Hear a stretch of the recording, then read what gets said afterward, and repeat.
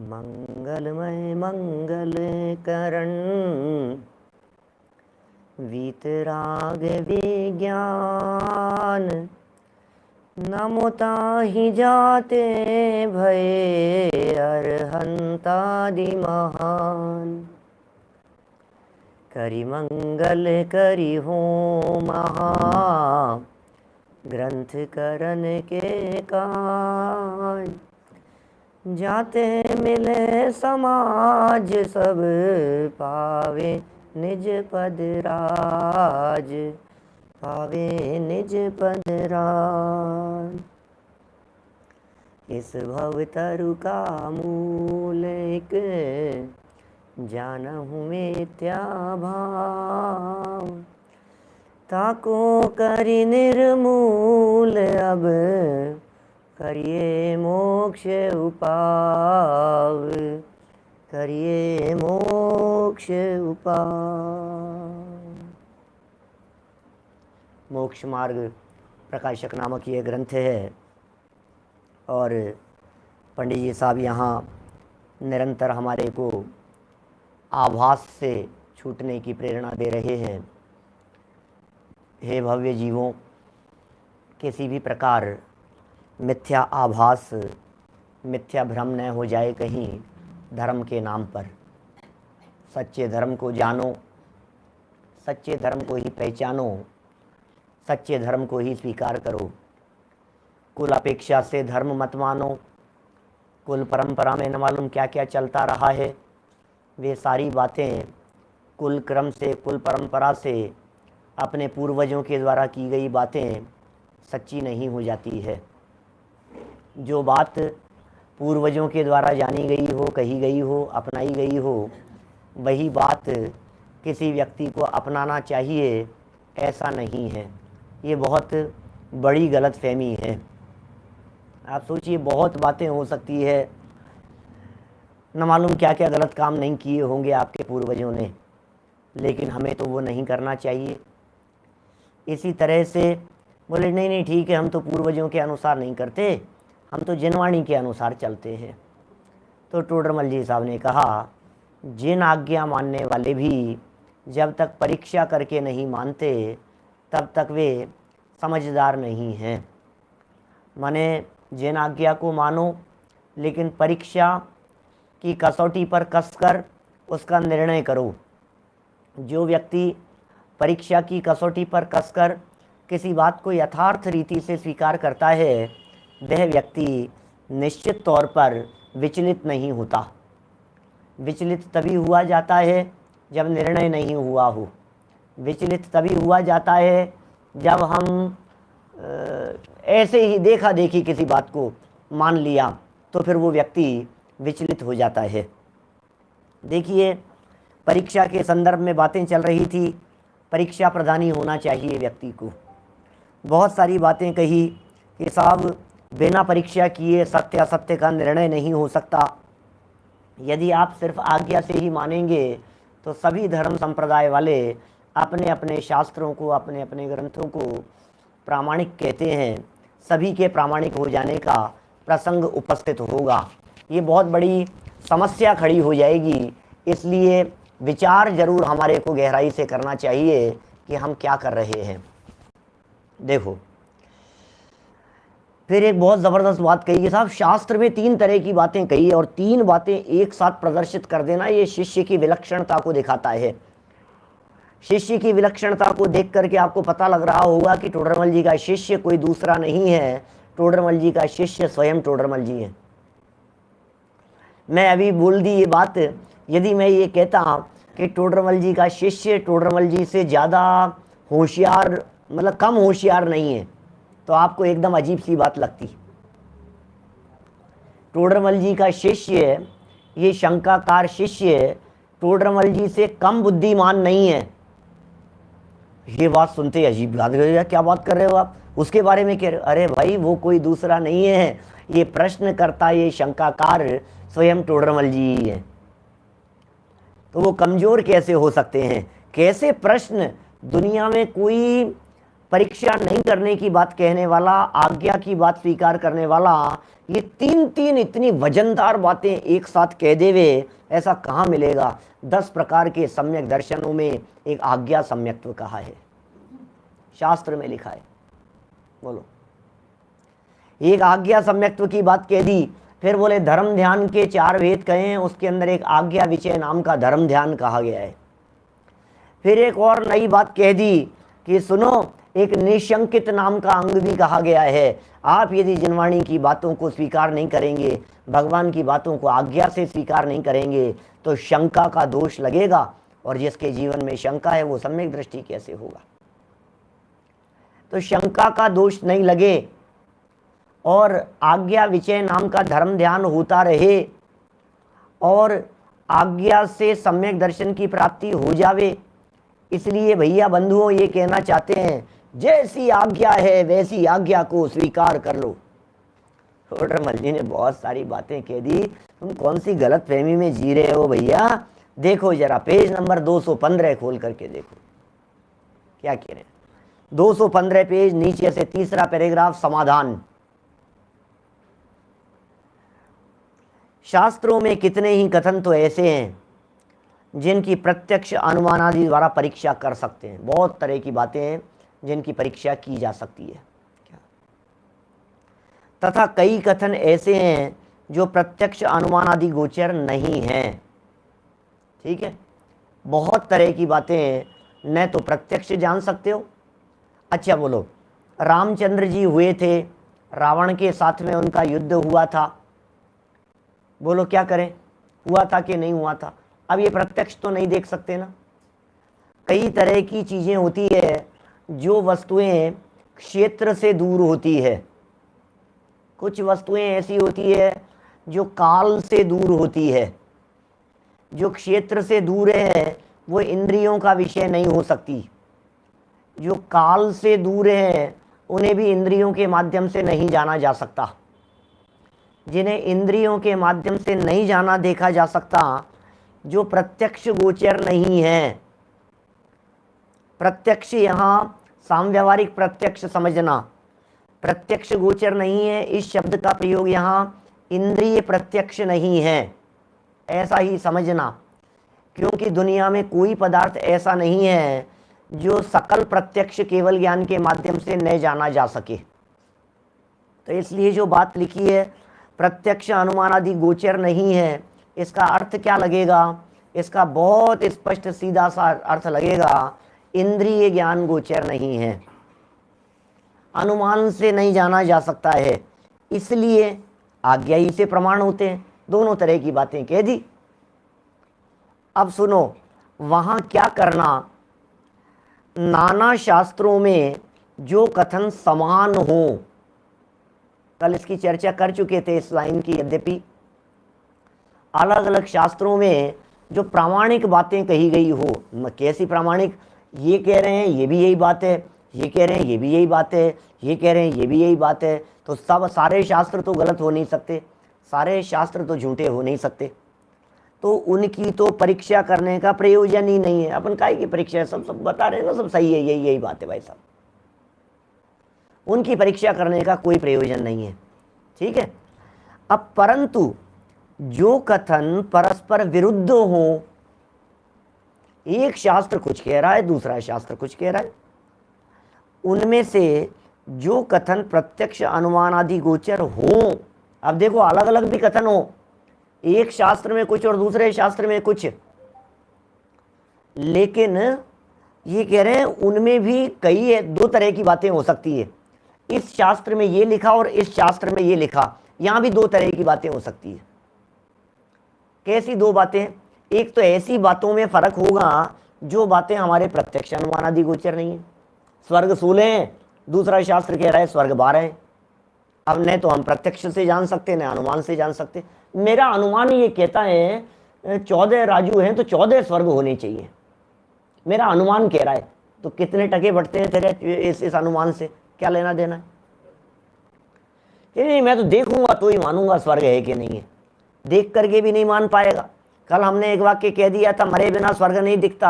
अरे मर करके भी 16 स्वर्ग नहीं दिखते। 9 ग्रह के 9 अनुदेश अनुत्तर नहीं दिखते कि क्या बात कर रहे हो साहब, कैसी बात कर रहे हो। क्यों? क्योंकि जहां रहता है वहां से ऊपर की जान नहीं जान सकता और ऊपर की नहीं जान सकता। तो कितनी कितनी तरह की समस्या खड़ी होगी। तो देखो वापस ध्यान देना, क्या कहा, 2 तरह की बातें हैं। एक कथन ऐसे होते हैं जो कथन अलग अलग तो दिख रहे हैं लेकिन परीक्षा नहीं हो सकती। कुछ कथन ऐसे दिख रहे हैं जो अलग अलग दिख रहे हैं लेकिन उनकी परीक्षा हो सकती है। तो टोडरमल जी का कहना है जिनकी परीक्षा हो सकती हो, देखो वापस चौथी लाइन देखिए इस समाधान की, जो कथन परस्पर विरुद्ध हो उनमें से जो कथन प्रत्यक्ष अनुमान आदि गोचर हो उनकी तो परीक्षा कर लेना। क्या? वहां जिन शास्त्रों के कथन की प्रमाणता ठहरे, अब हमने प्रत्यक्ष अनुमान आदि गोचर कुछ कथन थे, हमने उनकी परीक्षा कर ली, हमने देख लिया कि यार ये बात तो सच्ची कह रहे हैं कि एक द्रव्य दूसरे द्रव्य का कर्ता धर्ता नहीं है, पूरी 100% सही बात है। परीक्षा करके देख ली हमने, एड़ी से चोटी तक का जोर लगा लो, कोई किसी को बचाने में समर्थ नहीं होता, कोई किसी को मारने में समर्थ नहीं होता। उनको मारने वाले बहुत थे, पांडवों को मारने वाले 100 थे कौरव, और पूरी सेना थी और सब कुछ था, उसके बावजूद भी वे मारने में समर्थ नहीं हो सके। बचने वाले को मारने में कोई समर्थ नहीं हो सकता, मरने वाले को बचाने में कोई समर्थ नहीं हो सकता। ये बात बिल्कुल प्रकट हमारे को अनुभव में आ रही है, अनुमान से समझ में आ रही है, तर्क युक्ति की कसौटी पर कस करके ये बात समझ में आ रही है। जिन शास्त्रों के कथन प्रमाण ठहरे, अब जो कथन हमारे को प्रामाणिक ठहरे, उन शास्त्रों में जो प्रत्यक्ष अनुमानादि गोचर नहीं है ऐसे भी कथन किए होंगे। कुछ बातें तो हमने देख ली कि यार ये सही है बातें, तो फिर कुछ ऐसे होंगे जो प्रत्यक्ष अनुमानादि गोचर नहीं है, उनकी भी प्रमाणता करना। समझ में आ रही है भाई? कई बातों में परीक्षा हो सकती है, कई बातों में परीक्षा नहीं हो सकती है। जिनमें हो सकती है उनकी परीक्षा कर लो, और उनकी परीक्षा हो जाए तो जिनकी नहीं हो सकती है उनको भी प्रमाण मान लो। समझ में आ रही है बात? ये व्यक्ति सच्चा है या झूठा है, कर लो परीक्षा इस व्यक्ति की। सच्चे झूठे की परीक्षा जिस विषय से हो सकती हो, पैसे से देख लिया है, उसको काम बतला करके देख लिया, उसने जो कहा उसको हमने दूसरी तरफ से देख लिया, सही है ये व्यक्ति। अब वो जो बात ऐसी कह रहा है जिसकी परीक्षा नहीं हो सकती, तो बोले उसको भी सही मान लो। भाई वचन, ये देखो क्या होता है, वचन की प्रामाणिकता से व्यक्ति की प्रामाणिकता होती है। ध्यान देना, वचन की प्रामाणिकता से व्यक्ति की प्रामाणिकता होती है, और व्यक्ति की प्रामाणिकता से वचन की प्रामाणिकता होती है। अरे पंडित जी क्या कह रहे हो आप? भाई सुनो ध्यान से, वापस क्या कह रहे हैं। ये वचन कहे इसने, इन वचनों को देख देख करके हमने क्या कर लिया, निर्णय कर लिया कि भाई ये व्यक्ति प्रामाणिक है। तो जो वचन उसने कहे जबान से, उन वचनों को देखकर प्रामाणिक हो गया ना, व्यक्ति प्रामाणिक हो गया कि ठीक है। इसका मतलब वचन के आधार पर व्यक्ति की प्रामाणिकता होती है। अब दूसरी तरफ लगाओ, जब व्यक्ति की प्रामाणिकता हो जावे तो उस व्यक्ति की प्रामाणिकता से वचनों की प्रामाणिकता होती है। जैसे तुम्हें पता है आज क्या हो गया, बॉर्डर पे कितने कितने झगड़े हो गए हैं। अच्छा ऐसा है? आपको कौन कह रहा था? कि मेरे को तो वो कह रहा था रामलाल। अरे यार एक नंबर का झूठा व्यक्ति है। आप किसकी बात पे भरोसा कर रहे हो? कुछ नहीं है, वो तो ऐसी गप्पिस्तान है, वो हवा में बातें करते, कुछ नहीं, झूठा है एक नंबर का, न मालूम क्या बात होगी और क्या कह रहा होगा। तो क्या किया आपने? व्यक्ति अप्रामाणिक था इसलिए बात को अप्रामाणिक कह दिया। व्यक्ति से लगाया अपन ने, बात इंपॉर्टेंट नहीं है, व्यक्ति इंपॉर्टेंट है। कहने वाला कौन है? अच्छा वो कह रहे हैं, वो पंडित साहब कह रहे हैं, अरे नहीं बिल्कुल प्रामाणिक व्यक्ति, आप शंका की बात नहीं। आणम ताणम कुछ नहीं जानम, सेठ वचन प्रमाणम। क्या बात कर रहे हो आप? सेठ का वचन प्रमाण है कि हाँ बिल्कुल प्रमाण है। अंजन चोर ने झटा फटाफट सारे चीखे काट दिए उसने। क्यों? व्यक्ति की प्रामाणिकता। कही किसने? जिनेंद्र दत्त सेठ ने कही है। ओ पक्की बात, तुझे क्यों शंका हो रही है? नहीं, मुझे लग रहा है नीचे भाले खड़े हुए हैं, ये हैं, तलवारें लगी हुई हैं, नंगी तलवारें हैं, मर जाऊंगा मैं। अरे व्यक्ति प्रामाणिक है ना, बात भी प्रामाणिक होगी। तो व्यक्ति की प्रामाणिकता से बात की प्रामाणिकता, और कभी ऐसा होता है बात की प्रामाणिकता से व्यक्ति की प्रामाणिकता। अभी हमारे पास में नया व्यक्ति है, तो क्या करें बोलो? अब उस व्यक्ति को प्रमाण कैसे माने? तो बोले फर्स्ट स्टेप यह है कि आप कुछ बातों से जिनसे परीक्षा हो सके उससे उनकी परीक्षा कर लो। कोई शास्त्र आ गया हमारे पास में, अब हम क्या करें? ये शास्त्र सच्चा है कि झूठा है? बहुत सारे शास्त्र ऐसे होते हैं, मैं आपसे कहता हूँ नए नए ग्रंथों के संपादन होते हैं, प्राचीन ग्रंथों के 200 साल 500 साल पहले 1000 साल पहले की कोई पांडुलिपि मिली, अब मिल गई, अब उसको प्रकाशित करवा दिया, छपवा दिया, उसको संपादन कर दिया उसका। अब वो प्रामाणिक है या नहीं है? कैसे कहें बोलो? उसकी प्रामाणिकता का क्या आधार है? तो बोले उसमें तो शास्त्र हैं, अब बहुत सारे वचन लिखे हुए होंगे, तो दोनों तरह की बातें लिखी हुई होगी उन शास्त्रों में। भाई जो 500 साल पुराना हमारे को कोई शास्त्र हस्तलिखित प्रति मिल गई, कोई ताड़पत्र के ऊपर मिल गया, आज भी कितनी पांडुलिपियाँ ऐसी है जो पांडुलिपियाँ वहाँ दक्षिण भारत में श्रवण बेलगोला चले जाओ, मूड बद्री चले जाओ, जगह जगह आपको पांडुलिपियाँ मिलती है, ग्रंथ मिलते हैं। अब कोई भाषा जानने वाला हो, हमारे सुदीप जी जैसे, कोई तमिल जानने वाले, कन्नड़ जानने वाले, वहाँ के विद्वान भाषा जानते हैं साहब, तो क्या करें साहब? अरे इस ग्रंथ को प्रकाशन में ले आओ, ले आए प्रकाशन में, ठीक है प्रकाशन में, लेकिन ये प्रामाणिक है या नहीं है? अब क्या करेंगे बोलो? तो साहब हम चेक करेंगे, इसके हर वचन की परीक्षा करेंगे। बोले नहीं कर पाओगे, सारे वचनों की परीक्षा नहीं कर पाओगे, क्योंकि उसमें दो प्रकार के कथन होंगे। कुछ ऐसे कथन मिलेंगे उसमें जो कथन की परीक्षा हो सकती है, कुछ ऐसे कथन मिलेंगे उसमें जिसमें किसी की लंबाई बतला दी, किसी की चौड़ाई बतला दी, कहीं कर्णानुयोग का विषय बतला दिया, कहीं भूगोल का विषय बतला दिया, कहीं ऐसे विषय बतला दिए जिनके बारे में हमें पता ही नहीं है यार क्या है। तो फिर क्या करें? तो टोडरमल जी ने एक कसौटी दे दी, बोले देखो जिनकी हो सकती हो परीक्षा तुम उनकी कर लो। अब उनकी परीक्षा करने से भाई वीतरागता का पोषण हो रहा है, अहिंसा का पोषण हो रहा है, मिथ्यात्व का पोषण नहीं कर रहे हैं, ग्रहित मिथ्यात्व का पोषण यहाँ नहीं किया गया है, जबरदस्ती कर्तावाद का पोषण नहीं किया गया है, बिल्कुल वीतरागता, अहिंसावाद, अकर्तावाद, इन बातों का पोषण इनमें हो रहा है। हमने परीक्षा करके देख ली भैया ये बातें इनके अंदर प्ररूपित की है, तो फिर सच्ची है। तो फिर ये बातें तो सच्ची है, लेकिन जिनका तुम्हें भरोसा नहीं था, बोले उनकी परीक्षा मत करो, उनको प्रामाणिक मान लो। क्यों प्रामाणिक मान लो? वो ये कह रहे हैं परीक्षा करके देख ली ना हमने थोड़ी बातों को, अब जिनकी परीक्षा नहीं हो सकती थी वो भी प्रामाणिक है। ठीक है ना?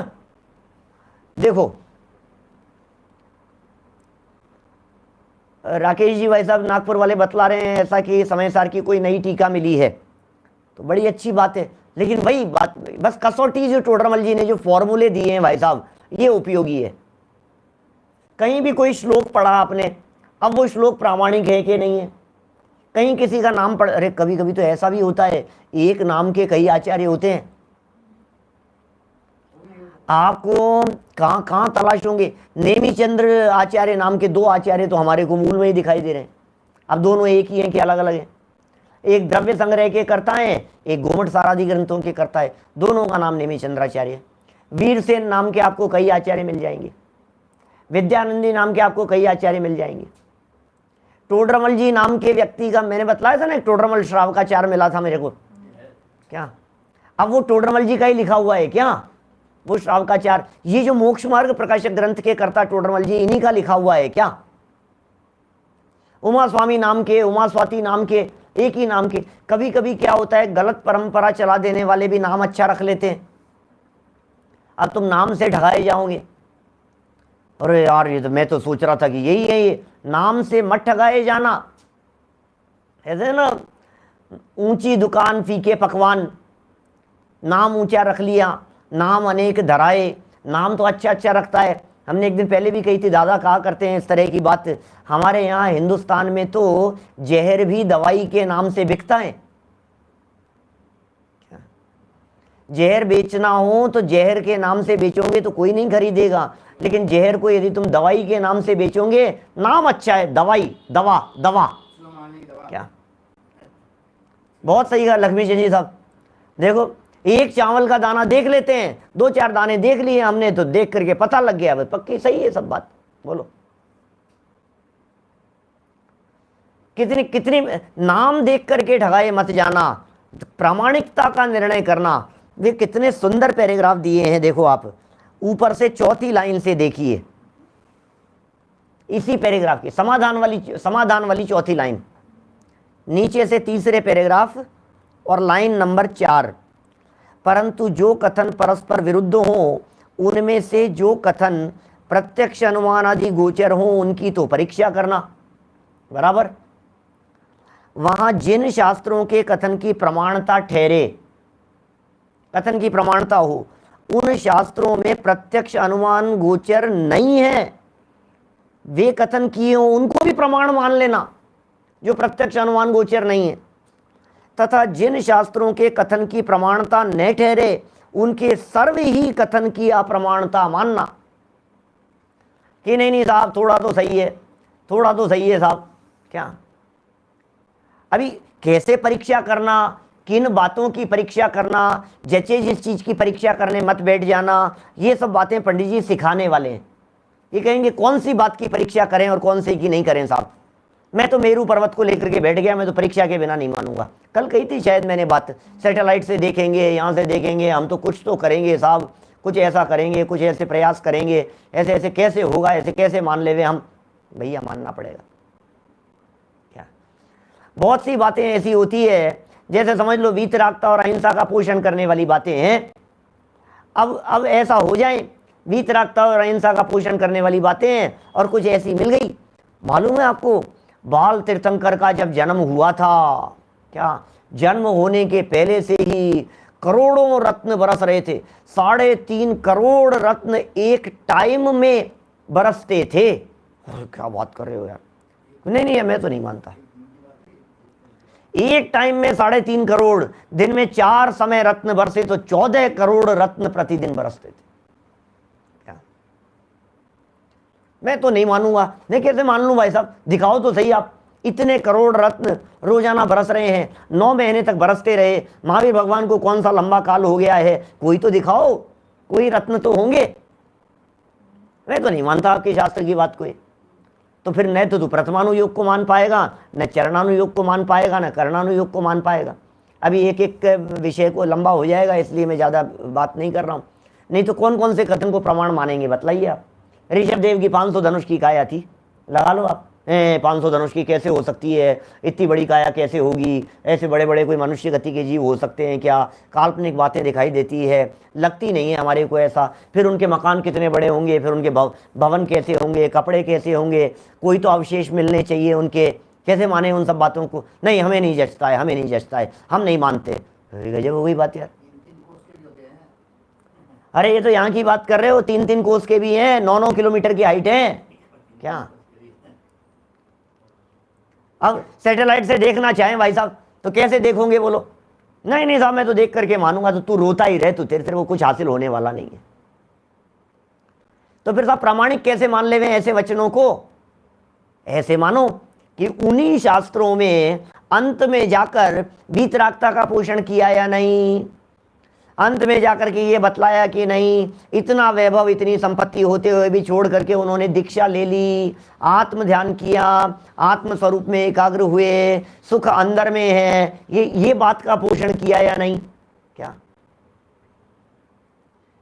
ये तो किया है साहब। बाद में तो उन्होंने कहा था, चक्रवर्ती के 6 खंड की विभूति का वर्णन किया, उनकी रानियों का वर्णन किया, दुनिया भर का वर्णन किया, और ये सारा वर्णन करने के बाद में अंत में क्या किया, बोले एकागी सब छोड़ करके चले गए। तो भैया पोषण किस बात का किया, वीतरागता का किया ना। बोले बराबर है, इनके द्वारा कही गई सब बातें बराबर है, जो कह रहे हैं उसे प्रामाणिक मान लेना। परीक्षा किसकी करें और परीक्षा किसकी नहीं करें, इसके संदर्भ में भी पंडित जी आगे बात करेंगे। देखिए आप, जिन शास्त्रों के कथन की प्रमाणता न ठहरे, उनके सर्व ही कथन की अप्रमाणता मानना, सब अप्रामाणिक है। उनका भूगोल भी अप्रामाणिक है, उनकी स्वर्ग नरक की चर्चाएं भी अप्रामाणिक है, ऐसा मान लेना। यहां कोई कहे कि परीक्षा करने पर कोई कथन किसी शास्त्र में प्रमाण भाषित हो, अब ये प्रॉब्लम है, तथा कोई कथन किसी शास्त्र में प्रमाण भाषित हो, तब क्या करें? अरे कई जगह ऐसे धर्म संकट खड़े हो जाएंगे आपके सामने, जब आपको लगेगा कि यार बातें तो दोनों की सच्ची लग रही है। बोलो, हैं? बातें तो दोनों की सच्ची लग रही है भाई साहब, इनकी बात भी सच्ची है और इनकी बात भी सच्ची, मतलब इस शास्त्र की बात भी सच्ची है और इस शास्त्र की बात भी सच्ची है। अब क्या करें? एक जगह पर लिखा स्त्री अभिषेक नहीं किया जाना चाहिए, दूसरी जगह पर किया स्त्री अभिषेक किया जाना चाहिए। बोलो अब क्या करें? जो नहीं किया जाने वाले ने जब बातें बतलाई हमारे को, तो हमारे को समझ में आ गई। मोक्ष नहीं जा सकती, स्त्रियों में मायाचार की प्रमुखता होती है, स्त्रियों के अंदर कभी भी शरीर अशुचि रहता है, अपवित्र रहता है, और मालूम बहुत तरह की बातें, बीच राखता नहीं, बहुत बातें बतला दी, हमारे को सब समझ में आ गई। हाँ यार नहीं होना चाहिए, नहीं होना चाहिए। फिर दूसरे ने हमारे को शास्त्र खोल करके बताया, भाई साहब सब आत्माएं बराबर हैं, ऐसा कैसे भेद कर रहे हो आप? पुरुषों को हो जाएगा, स्त्रियों को नहीं होगा, ऐसे कैसे होगा? सब बराबर हैं, क्या फर्क पड़ता है उससे? शरीर क्यों देखते हो? ये क्यों देखते हो? यार बात तो सही कह रहे हो यार, भेदभाव क्यों करते हो? सबको हो सकता है, सब कर सकते हैं, बात तो सच्ची समझ में आ रही है। अब दोनों तरह की बातें लिख रही है अब शास्त्रों में। अब एक कुछ लिख रहे हैं, दूसरे कुछ एक कह रहे हैं पंचामृत अभिषेक करने के अंदर क्या होगे, खुद तो खूब भोग करोगे, खूब मेवा मिष्ठान खाओगे, और भगवान के अंदर भाव बनते हैं यार, भाव बनते हैं हमारे। क्या हो गया? पंचामृत अलग अलग रसों से करते हैं, हाँ क्या गजब दिख रहा है यार, मजा आ गया, देखो तो सही आप, माहौल बनता है। अब मंडल के ऊपर नहीं चढ़ाओ, लड्डू पेड़े चढ़ाओ तो देखो माहौल बनता है, लोग कितने आते हैं चढ़ाने के लिए, नारियल चढ़वाओ, गोला चढ़वाओ, एक एक व्यक्ति से चढ़वाओ, कितना कितना मजा आता है। बोलो अब हमारे को लग रहा है कि भैया ये बातें तो लिखी शास्त्रों में लिखी है, सारी बातें तो सच्ची जैसी लगती है हमारे को। अब क्या करें? एक शास्त्र में पंचामृत का पोषण होगा, एक शास्त्र में उसका निषेध होगा। एक शास्त्र में, जैन शास्त्रों की बात कर रहा हूं, जैन शास्त्रों की बात कर रहा हूं। टोडरमल जी प्रश्न कर रहे हैं यहां कि भाई साहब परीक्षा करने पर, जब हमने परीक्षा की तो इनके तर्कों को सुनने पर ये सच्ची लग रही है, और जब हमने परीक्षा करने की बात सोची, वही बात दूसरे शास्त्रों में अन्यथा कही थी, उनको पढ़ते हैं तो वो सच्ची लगने लग जाती। अब क्या करें? ये मुसीबत है। बोलो अब क्या करें? आपको ऐसे ऐसे प्रमाण मिल जाएंगे शास्त्रों के अंदर, इस तरह की बातें मिल जाएगी, ऐसा करना चाहिए, ऐसा करना चाहिए। बोलो अब सारी सब बहुत बड़ी प्रॉब्लम है ये, और टोडरमल जी ने इसका गजब का समाधान दिया है। बोले तू समझता क्या है, ज्यादा होशियार बन रहा है क्या हमारे सामने? क्या क्या मतलब सब पंडित में समझा नहीं यार, आप ऐसी भाषा में क्यों बोल रहे हो? इसलिए कह रहे हैं कि सुन, होशियार बनने की जरूरत नहीं है, अन्यथा परीक्षा कर रहे हैं। जैन शास्त्रों के अंदर प्रमाण विरुद्ध कथन नहीं होते, विरुद्ध कथन नहीं मिलते। जो बात पढ़ो जरा, समाधान पढ़ो 215 नंबर पेज पर नीचे क्या कह रहे हैं? जो आप्त भाषित शास्त्र हैं, आप्त माने जानते हैं आप? आप्त भाषित, आप्त के द्वारा कहे गए हों। आप्त माने होता है अरिहंत, आप्त शब्द का अर्थ होता है तीर्थंकर, आप्त माने होता है हितोपदेशी, आप्त माने होता है सच्चे देव। आप्तेनो छिन्न दोषेण सर्वज्ञ नागमेशिना भवितव्यम नियोगेन नान्यथा आप्तता भवेत। आप्त, आप्त, आप्त किसका नाम है? आप्त किसे कहें? बोले सच्चे भगवान, वीतरागी सर्वज्ञ भगवान। आप्त भाषित शास्त्र हैं, उनमें कोई भी कथन प्रमाण विरुद्ध नहीं होते, ये समझ लेना। हमारे कोई भी कथन, जिनागम के कथन अप्रामाणिक नहीं होते, सारे कथन प्रामाणिक ही होते हैं। क्योंकि साहब ऐसा कैसे कह दिया आपने, लिखे तो हैं, अरे किसी ने मिलावट कर दी होगी क्या? कोई व्यक्ति ने धोखा दिया होगा क्या? कोई व्यक्ति ने इधर उधर मिलावट करके अपने मान्यता का पोषण करने के लिए कर दिया होगा। आप्त के द्वारा रचे गए, कहे गए, बतलाए गए मार्ग में कहीं विरोध नहीं होता। विरोध तेरी मान्यता में है, विरोध तेरी नासमझी में है, तेरी गलतफहमी में है। जिनवाणी में विरोध नहीं है। सत्य समझ यदि होगी तो विरोध नहीं होगा, और विरोध दिखाई दे रहा है, इसका मतलब यह है कि तुमने सही रीति से बात को समझा नहीं है। आगे चल करके टोडरमल जी साहब 8वें अध्याय में चारों अनुयोगों में परस्पर विरोध कल्पना का निराकरण करेंगे। प्रथमानुयोग अलग तरह के कथन कर रहा है, क्या चरणानुयोग अलग प्रकार का कथन कर रहा है। अब बोलो, लोगों को ऐसी शंका हो रही है, हमारी क्रमबद्ध की चर्चा चल रही है ना, क्लास चल रही है दिन में, सुनो शिष्य क्या कह रहा है। शिष्य ये कह रहा है कि साहब सुनो सुनो सुनो, आप जो ये बात कह रहे हो ना, यदि क्रमबद्ध को मान लिया जाए तो फिर चरणानुयोग का क्या होगा। अब हम क्या क्या बताएं तुम्हारे को। अब तुम एक अनुयोग के कथन को दूसरे अनुयोग के कथन से काटने की कोशिश करोगे तो क्या होगा बोलो। एक तरफ पुरुषार्थ की प्रेरणा देने वाले वचन मिलेंगे, दूसरी तरफ उदय की प्रबलता बतलाने वाले कथन मिलेंगे। अब क्या करें बोलो। एक तरफ वस्तु स्वतंत्रता को बतलाने वाले वचन और कथन मिलेंगे। अब क्या करें बोलो। प्रथमानुयोग अलग शैली में कथन करता है। आत्मा का अनुभव कौन से गुणस्थान में होता है बोलो। आत्मा का अनुभव चौथे में होता है। तो आप तो है ना अलग ही हो, चौथे की बात करोगे। मैं टोडरमल जी का वचन दिखा दूं आपको। आत्मा का अनुभव यथाख्या चारित्र होने पर ही होता है। 286 नंबर पेज पर टोडरमल जी ने लिखा है, पेज नंबर 286। लेकिन वहीं यह भी सिद्ध होता है, कर्णानुयोग की विवक्षा में अशुद्धोपयोग यथाख्या चारित्र होने पर ही होता है, और द्रव्यानुयोग की भूमिका में निचले गुणस्थानों में भी शुद्धोपयोग होता है। अब बोलो क्या करें। द्रव्यानुयोग की विवक्षा से निचले गुणस्थानों में भी होता है, द्रव्यानुयोग की विवक्षा में नीचे गुणस्थानों में भी शुद्धोपयोग होता है, और कर्णानुयोग की विवक्षा में बोले यथाख्या चारित्र होने पर ही, माने 11वें 12वें गुणस्थान में जाकर के शुद्धोपयोग होगा, यथाख्या चारित्र तब होगा। अब दो कथन है, एक द्रव्यानुयोग का कथन है, एक कर्णानुयोग का कथन है। बोलो क्या करें बोलो। सोचो जरा, कर्णानुयोग की विवक्षा से यदि बात की जा रही है तो फिर यही सच्चा कहा जाएगा कि यथाख्या चारित्र होने पर होता है। अब कहीं शास्त्र में मिल जाए यथाख्या चारित्र होने पर होता है, अब क्या करोगे आप, उसको सच्चा मानोगे कि नहीं। नहीं, बिल्कुल सही बतला दी ना किस विवक्षा से कही गई है, शास्त्र कौन से अनुयोग का है, इस शास्त्र के अंदर ये वचन कौन से नए की विवक्षा से कहा गया है। अरे हमारे जिनागम में आत्मा को अमूर्तिक तो कहा ही है, आत्मा को मूर्तिक भी कह दिया है। बोलो, बृहद द्रव्य संग्रह के अंदर कह रहे हैं मूर्तिक भी कह दिया है। अब आपके पैर, आप तो तिलमिला जाओगे मूर्तिक कह देवे तो। कर्ता भी कह दिया गया है, आत्मा करता है या अकर्ता है, तो तुरंत हमारी सभा में स्वाध्यायी लोग कह देंगे अकर्ता है अकर्ता है अकर्ता है। नहीं है, कर्ता भी है। जिनवाणी कह रही है करता है। यह परिणमति सहकर्ता, ये तो अमृत चंद्राचार्य के मूल कलश के अंदर है कथन। यह परिणमति सहकर्ता, जो वस्तु जिस रूप में परिणमन करती है वही उसकी कर्ता होती है। तो बोलो करता है या नहीं, आत्मा करता है या नहीं, बिल्कुल करता है। ये सब चर्चाएं क्रमबद्ध की चर्चाओं में अकर्ता और कर्तापन की विविध अपेक्षाएं बहुत क्लियर होंगी। बहुत सुंदर मार्मिक प्रकरण जब चलेंगे तब, प्रतिवर्ष चलाते हैं हम तो देखिए क्या कहना है यहाँ।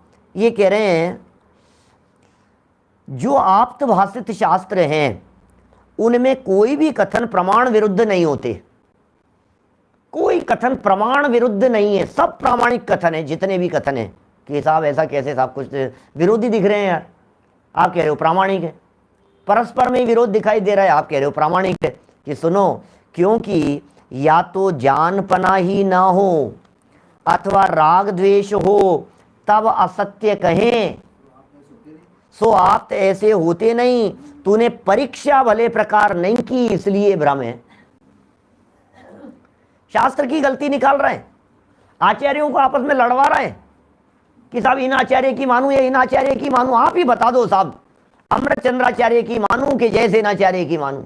आप ही बता दो साहब, अकलंक देव आचार्य की मानू या विद्यानंदी आचार्य की मानू। आप ही बता दो साहब, कुंद कुंदाचार्य की मानू या रवि सेनाचार्य की मानू। आप ही बताओ मैं क्या करूं। तो तू हम आचार्यों को लड़ाना चाहता है?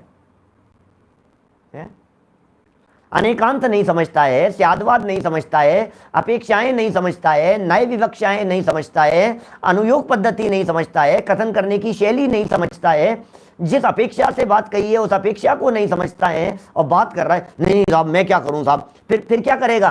फिर पता है क्या करेगा? जो अपने मन माफिक बात लगती हो वो बात तो उन आचार्य की मान लेता है क्या, और जो बात हमारे मन माफिक नहीं लगती हो वो कोई आचार्य कहे नहीं नहीं नहीं ये नहीं, दो में से कौन सी मानेगा तू? वो मानेगा जैसी अपनी मान्यता होगी। बोलो, बिल्कुल स्पष्ट है बात, मतलब प्रामाणिकता होनी चाहिए। हमारे यहाँ जैन परंपरा में बिल्कुल स्पष्ट शब्दों में हम ऐसा मानते हैं कि स्त्री अभिषेक करना योग्य नहीं है।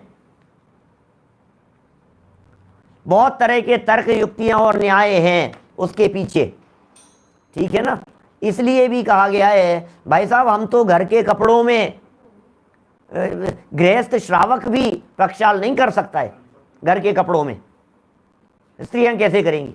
रोजाना स्नान ही नहीं करती हैं, बिना स्नान किए हुए कैसे प्रक्षाल किया जा सकता है? कि नहीं नहीं साहब स्नान करके कर ले तो, अरे होता ही नहीं है। बहुत तरह की बातें, अभी मुझे उन तर्कों और युक्तियों के अंदर नहीं उलझना है। कुल मिलाकर के बात इतनी समझ लीजिए, आप किसको प्रामाणिक मान रहे हैं? साहब शास्त्र है, बोले शास्त्र प्रामाणिक है, ठीक है। क्यों? क्योंकि आप्त के कहे हुए हैं। हर शास्त्र आप्त का कहा हुआ नहीं होगा, हर शास्त्र में सर्वज्ञ की वाणी नहीं होगी। संजीव गोधा, आचार्य संजीव नाम से कोई यदि लिख देवे कोई, या आचार्य उमा स्वामी नाम से कोई शास्त्र लिख देवे तो क्या वो सच्चा मान लिया जाएगा? मैं कोई शास्त्र लिख करके उसका नाम लिख दूं महावीर वाणी, महावीर वाणी, मैं कोई शास्त्र लिख करके लिख दूं मूल आगम, तो क्या वो मूल आगम हो जाएगा? ये कह रहे हैं जो सच्ची जिनेंद्र देव की वाणी होगी उसमें तो गड़बड़ हो नहीं सकती, क्योंकि वो तो वीतरागता की पोषक होती है। दो तरह के वचन, दो तरह की बातें होती है। एक तो कोई व्यक्ति गलत कहता है जब उसको ज्ञान नहीं हो, एक व्यक्ति तब गलत कहता है जब उसे राग द्वेष हो। क्या बोलो, क्या करें? राग द्वेष हो तो व्यक्ति गलत कहता है, एक चीज। दूसरी चीज पता ही नहीं हो तो गलत कहता है। दो बातें लिख दी यहां। आप्त के जानपना न हो ऐसा नहीं हो सकता, और राग द्वेष हो ऐसा भी नहीं हो सकता। असत्य क्यों कहेंगे? कि राग द्वेष की वजह से असत्य कहेंगे। कि जानपना, जानेंगे नहीं तो गलत कहेंगे। बिल्कुल स्पष्ट शब्दों में दो बातें हैं। आप प्रैक्टिकल इस चीज को करके देख लीजिए। आपने क्यों गलत कह दिया? अरे यार गलती हो गई, मुझे ध्यान ही नहीं था। तो ध्यान नहीं था, पता नहीं था, इसलिए गलत कह दिया। हमने एक बात कह दी, अभी जैसे 286 नंबर पेज कह दिया हमने। अब 286 पर आपने खोला और 286 पर मिला नहीं। आपने हमसे कही यार पंडित जी आप झूठ बोल रहे थे। अरे यार पता नहीं है, मैं गलत हो गई होगा, पेज नंबर गलत निकल गया होगा।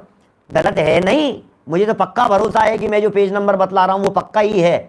क्या उस पेज पर ऐसा लिखा हुआ है, यथा क्या चारित्र की अपेक्षा से ये लिखा है, ये पक्का है 100%। लेकिन कभी हो चूक तो हो सकती है ना, छदमस्त है, पूर्ण ज्ञानी नहीं है, केवल ज्ञानी नहीं है। कभी कुछ नंबर बतलाया और वो नहीं था, कभी कोई गाथा नंबर बतलाया और वो नहीं था, कभी कोई बात हमने कही और वो नहीं निकली, तो झूठ हो गया ना, बात तो झूठ हो गई।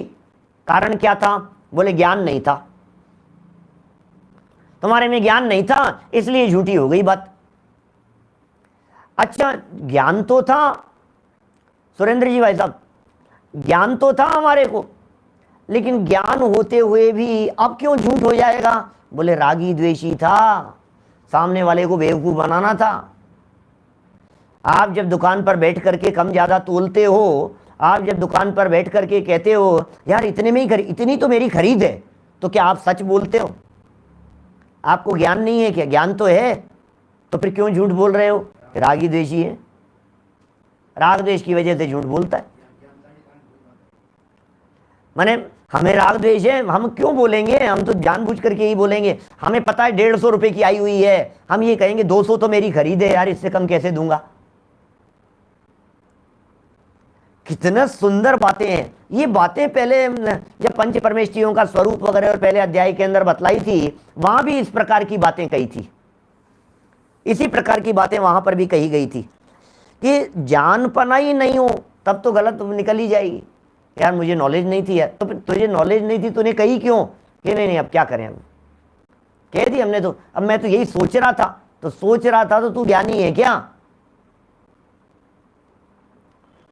जानपना न हो, अज्ञानता के कारण बहुत बातें गलत प्रतिपादन में आती है, अथवा राग द्वेष हो, राग द्वेष के कारण भी बातें बहुत सारी गलत कहने में आती है, आ सकते हैं।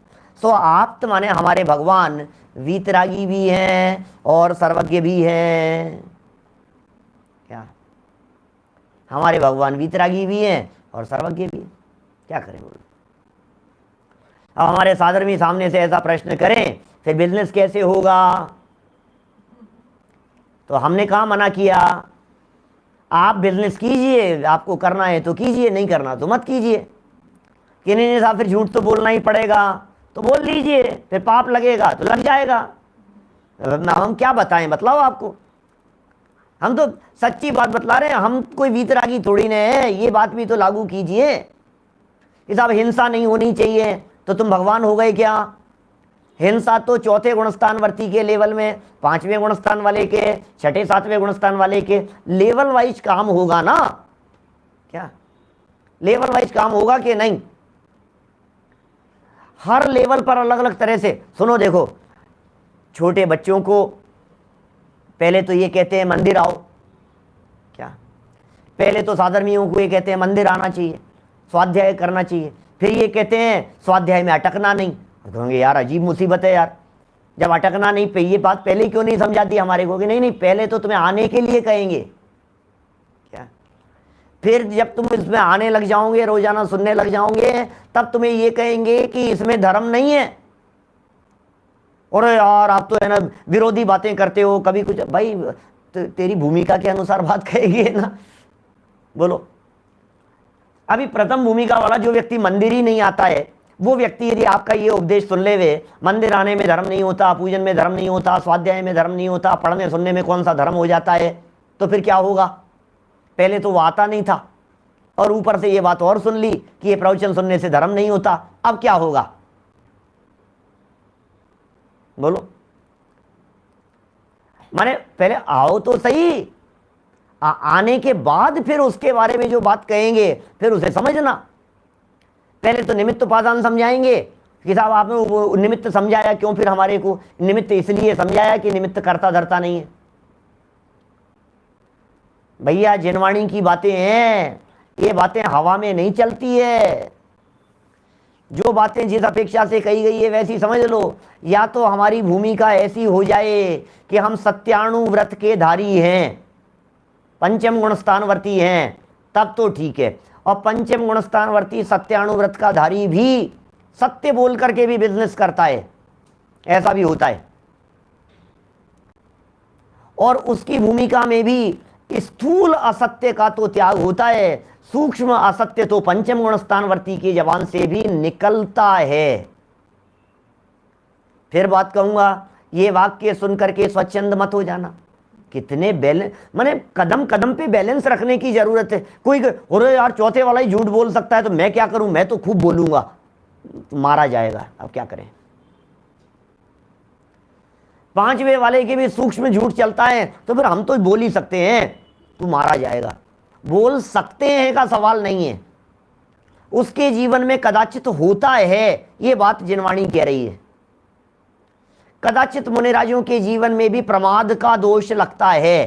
प्रमत्त गुणस्थान है ना अभी उनके, प्रमत्त अप्रमत्त दोनों गुणस्थान है ना, तो कदाचित प्रमत्त गुणस्थान उनके भी होता है, मुनिराजों के भी प्रमत्त नाम का गुणस्थान होता है। इसका मतलब हम प्रमाद, तो फिर साहब हमारे तो प्रमाद होगा ही साहब, मैं तो सोते पड़ा रहूंगा। वाह रे वाह, क्या कहें बोलो। श्रीमद जी का उदाहरण कितना गजब का है भाई साहब। बोले मैं राजचंद्र खून नहीं पी सकता किसी का, बोलो। रत्नों का व्यवसाय करते समय कोई व्यक्ति रत्न दे गया और सौदा हो गया और पक्का सौदा हो गया, और सौदा हो जाने के बाद में भाव बहुत ज़्यादा बढ़ गए, और इतने बड़े कि जिसमें इनको बहुत प्रॉफिट होना था और बेचने वाले को नुकसान होना था बहुत ज़्यादा, इन्होंने लौटा दिए। राजचंद्र खून नहीं पी सकता है, हमें नहीं, ईमानदारी का पैसा चाहिए, बेईमानी का पैसा नहीं चाहिए। ऐसे ऐसे व्यापार करने वाले जैन परंपरा के अंदर मिलते हैं, बिल्कुल ईमानदारी से 5% लेंगे, कह करके लेंगे, ईमानदारी है बिल्कुल 100%। 10% प्रॉफिट होगा तो होगा भैया, 10% प्रॉफिट है, पक्का ही है, अब इसके अंदर कोई इवेंट बट नहीं है, कोई कुछ नहीं है, स्पष्ट। अपने बुद्धचंद जी, भागचंद जी, दौलत राम जी, ऐसे जो पुराने प्राचीन कवि लोग हुए हैं, इनमें कितने ही ऐसे हैं जिन्होंने ईमानदारी से बिजनेस किया है। दूध का दूध और पानी का पानी, भैया हमारा तो इतना ही है भैया, बिल्कुल ईमानदारी। ऐसी इतने सरलता और सज्जनता उनके जीवन में दिखती है। सुनो, 10 ग्राहकों से बिजनेस करेंगे बस, सुबह दुकान खोलेंगे, 10 ग्राहक आ जाएंगे, 10% मुनाफा कमाते हैं हम, बिल्कुल नक्की है हमारा। 10 ग्राहक आ गए, लाइन लगा करके 11वां ग्राहक आएगा, उसे मना कर देंगे, क्षमा करें, हमारा आज का काम पूरा हो गया, आज की हमारी कमाई, आज की हमारी इनकम, आज की हमारी आजीविका, आज का हमारा खर्चा चलाने का काम हो गया, अब नहीं, इससे ज़्यादा नहीं करना हमारे को, उलझना नहीं, बाकी समय आराधना के अंदर देते हैं। बोलो, माने कैसे कैसे लोग मिलते हैं। तनख्वाह बढ़ा दे, नहीं मेरे को तनख्वाह बढ़ाने की जरूरत ही नहीं है, समय कम कर दो तो चलेगा, सदाशिवदास जी ऐसे हैं भाई साहब। ये तो जैन परंपरा का मार्ग है। हमारे यहाँ तो एक से एक विद्वान मिलेंगे, एक से एक ज्ञानी मिलेंगे, एक से एक उदाहरण मिलेंगे हमारे यहाँ जैन परंपरा में, है ना। हमारे जयपुर जैन सभा के एक विद्वान प्रसन्न कुमार जी सेठी, बड़े जबरदस्त अच्छे कवि, पंडित चैन सुदास जी के समय में आशु कविताएं बना दिया करते थे उनकी सभा में बैठ करके। आज तो 80 साल की उम्र होगी कम से कम उनकी, 80-85 साल की। स्वाध्याय में आते हैं हमारे स्वाध्याय में, जब वहाँ टोडरमल जी के मंदिर में जब स्वाध्याय होता है तो बहुत बार आते हैं। मैंने नहीं चाहिए हमारे को, अरे क्या बेईमानी, क्या किसके लिए बेईमानी करूं मैं, किसके लिए अनीति अन्याय करूं मैं, बोलो। बहुत बातें हैं साहब, बहुत तरह की बातें हैं। इसलिए कह रहे हैं भैया आप तो ऐसे होते नहीं हैं, तूने परीक्षा कैसे की ये बता, बोलो तूने परीक्षा किस प्रकार से की है। हमारे ज्ञानचंद जी बाबू जी, बोलो आप, नौकरी छोड़ दी उन्होंने, ऐसे मिलेंगे आपको विद्वान, एक से एक विद्वान। सुमत प्रकाश जी भाई साहब, हमसे नहीं हो सकता ऐसा, हम नहीं करेंगे, हमसे ये काम नहीं हो सकता। मिनिस्टर पद छोड़ देवे, राजपद छोड़ देवे, माने नहीं, हमें नहीं करनी है ये चीज, जिस जगह पर गलत बात होगी हम नहीं करेंगे। अब सुनो भाई, मेरी इस बात को सुनकर के आपकी जितनी भूमिका हो, आपके अंदर में जितनी पात्रता हो, अंदर में जितनी पवित्रता हो, अंदर में जिस लेवल तक आप पालन कर सकें दृढ़ता से, परिणाम विचलित नहीं हो, उस लेवल तक जीवन में पालन करना। क्या पंडित हेमचंद जी साहब की बात करो, बहुत में सब लाइन लगा करके हैं भाई साहब, हमारे लिए आदर्श हैं सारे के सारे। एक से एक विद्वान मिलेंगे, पुराने विद्वानों के अंदर मिलेंगे, आचार्यों में मिलेंगे, इतिहास उठा करके देखो, अपने गोपाल दास जी भरैया जैसे व्यक्ति मिलेंगे। ऐसा व्यक्ति मिलेगा आपको पूरे हिंदुस्तान में, चिराग लेकर के ढूंढो तो ऐसे व्यक्ति नहीं मिलेंगे आपको।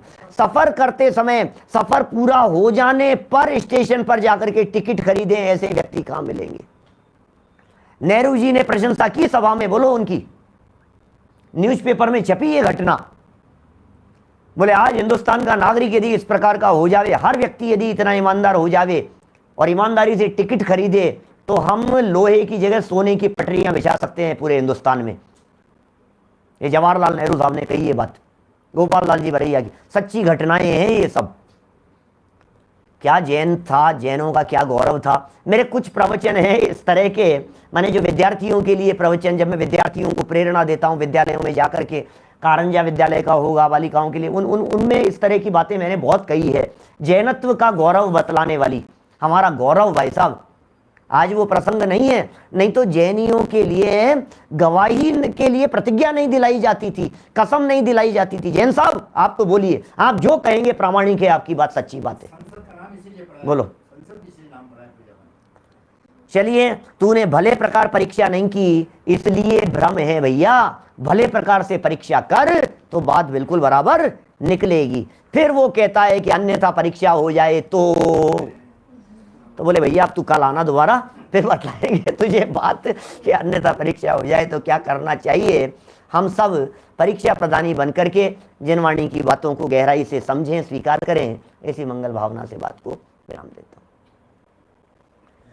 हूँ। निज निधि निज में बताई यह अनंत उपकार है, उसके लिए जिनवाणी माँ को वंदना शत बार है, वंदना शत बार है। 9 बार का